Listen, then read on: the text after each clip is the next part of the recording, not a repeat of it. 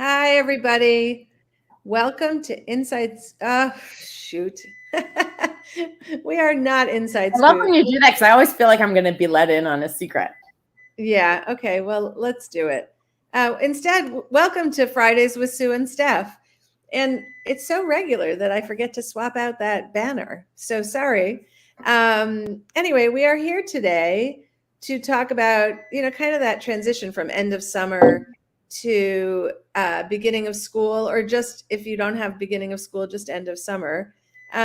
It's interesting that it's a stressful time for so many people, and also I guess it's interesting that we're even here because it just looks so nice outside where we live. That how are we talking about end of summer? But schools have started here, and so yeah, I think there's no way around it. I was thinking about it, and I I try not to say this so much because I sound like one of these Pollyanna moms, but I loved summer with my kids. I was not like craving the structure of school. And I was a camp counselor when I was younger, and I loved filling that role in the summer, especially like end of summer when there wasn't really much going on. I loved it. So I didn't have that, like when everyone else was looking forward to school starting. I had to keep quiet because when you're dying to get your kids back into some Yeah. structure, and some mom is like, oh, I'm gonna miss the lack of structure, it doesn't breed goodwill. But now I'm That is past true. it. Is totally true. Now I'm past it, and what I can say to you, it's not that I loved every second with my kids, and it's not like I'm one of those moms who looks back and says every moment was idyllic, but I do remember at the end of the summer kind of grieving that freedom that my kids Yeah. had, that I had. I don't think you're I mean, I've known you for almost 20 years, I think. Like, I don't Crazy, think, yeah, it is crazy. crazy. Yeah.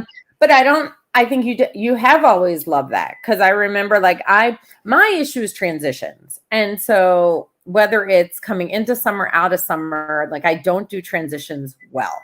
I'm really good once I'm in it. I suck at the process.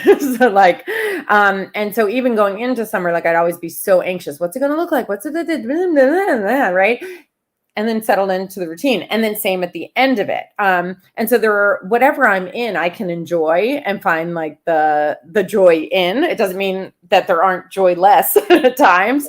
But the moving from one to the other is so anxiety provoking for me. I said this to you earlier, I often don't know it. I only can look at my own behavior and realize I'm snippy, I'm put out. And I'm like, okay, that the common denominator is me. Yeah. And so I know, right, that Yeah. I'm moving to that time or I in mean, that time. I think I have that, but it's not about like, I think I have them word endings first of all, then beginnings. Yes. Yeah. But I have it when kids are leaving me. So if they were going to Hmm. overnight camp, or they were going to some kind of summer program that took them away from home, um, that was horrible for me. But Yeah. that's a whole probably separation anxiety issue. Yeah. And I I think it's passed funny. on to some of my kids, unfortunately. Right. Oh, please. Right. That's a whole different time. We were talking about that here the other night. I was apologizing to several of them. So I think that the other piece is like you were saying, like you don't want to be the mom who's like, oh my God, I'm so sad. And other people are like joyful at the sound of the bus practicing the Yeah. run, right? It's super obnoxious. And I think the other piece is and I think this is really on brand for us, is just like realizing that people are in different places with it, right? Yeah. We can all be in different places. And frankly, I can be in different places within me. I have a That's so friend who true. said, Yeah. right? I have a friend who says all the time, you can feel joy and sorrow at the same time. Yeah. So And I think I think of that all the we all time. do, right? Yeah. So, but in the same way that people didn't want to hear from me that I was enjoying and sad about that being over, no one had a problem telling me I was insane when I was crying when they were leaving. Like people were like, "What's wrong with you?" So it didn't go both ways. I didn't get to celebrate that and also get the criticism. I only got to hear what are you so sad about? Well, I think so. Here, I'll give you another layer to that.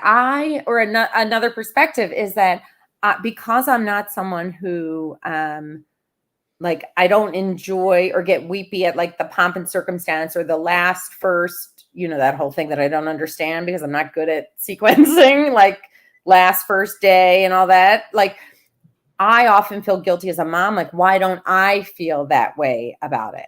So I carry a lot of guilt. Like, I'm watching other people who are super sad and I'm like, what am I missing? Like, why do it's all about wanting, like, you just kind of want people to be on the same page with you, that you're not an outlier. So if everyone's crying and you're I feel guilty. Like, why am I like that? Do they love their kids more? I love my kids. Exactly. Exactly. Okay, so Jerry, I guess Jerry hasn't maybe thought a lot about joy and sorrow at the same time, but I think that's what you're saying. If you're saying something else, let me know. And Stephanie, it says, my 16-year-old is stressed because now he realizes with being a junior in high school, and how busy he is, he's losing his free time for himself. Yeah. That's so true. I think that's the pain that I felt about it. Like, yeah, I did see this freedom over the summer to just kind of be creative and, sometimes be bored and come up with something really crazy, Yeah. I also think I associate summer with, my childhood. And so if I see, like, I can see like just a street light and I automatically see the elastic ball bouncing against the steps, how we played street ball in Philly growing up. Yeah. And so all those great associations and how we literally were out till dark, and would just stay in the streets. We just played in the street. That's what we did. Yeah, so Stephanie says, I will miss my son a lot, but he is now not home because of his girlfriend. Yeah, that's a hard. We feel your pain on that one. I know that's been rough for you. It doesn't, I think you adjust to that. Like, that is what we want. We want them to have relationships outside of us, and yet it's still so hard. Okay, so I had this end of summer experience that, well, it was funny and not. So my kid was moving back to college, and August is a time where you gotta reserve your U-Haul pretty early. So by the time he reserved the U-Haul, the only ones left were like the trucks, like the ones that come when you're moving, and he got it and he brought it to our house, which elicited so many funny reactions in the neighborhood because someone rang my bell and said, I'm so glad you're home. If you weren't home, I was going to call the police because it looked like someone was clearing out your house. And then other people were messaging me and saying, hey, is everything okay? And then a few people said, are you moving? I mean, it was really just so funny. Well, not really funny, but the sight was funny, like to see that big thing in your driveway. But I couldn't sleep for days. Like, how did they rent that to you? Why are you allowed to drive that without a special license? Like, I couldn't sleep because I pictured disaster, and I was out of control.